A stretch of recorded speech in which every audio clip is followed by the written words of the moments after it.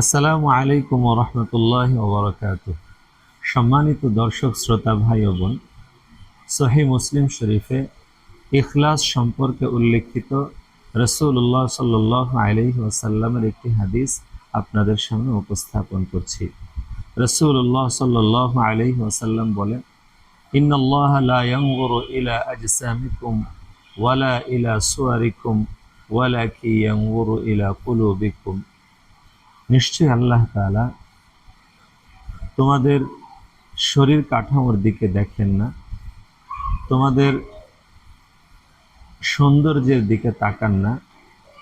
আল্লাহ তাআলা তোমাদের দিলের অবস্থার দিকে লক্ষ্য রাখেন। এই হাদিসের মধ্যে রাসূলুল্লাহ সাল্লাল্লাহু আলাইহি ওয়াসাল্লাম আমলের একনিষ্ঠতা সম্পর্কে উম্মতকে সতর্ক করেছেন।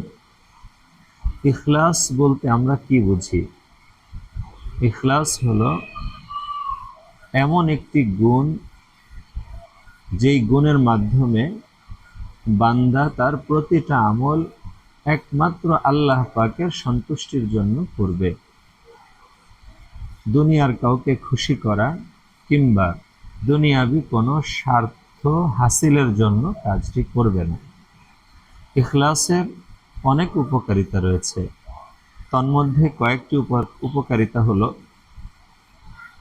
ইখলাসের মাধ্যমে বান্দার আমল আল্লাহ পাক পর্যন্ত পৌঁছে এবং আল্লাহ পাক আমল কবুল করে নেন। ইখলাসের কারণে বান্দা জাহান্নামের আগুন থেকে রেহাই পায়। বান্দার আমলের মাঝে ইখলাসের পরিমাণ যত বেশি হবে, আল্লাহ পাক ওই আমলের প্রতিদান তত বেশি দিবেন। ইখলাসের কারণে বান্দা আল্লাহ পাকের ভালোবাসা অর্জন করতে পারে এবং আল্লাহ পাকের সন্তুষ্টি লাভ করতে পারে। ইখলাসের দ্বারা বান্দা সর্বপ্রকার দুশ্চিন্তা এবং বিপদ থেকে মুক্ত থাকতে পারে।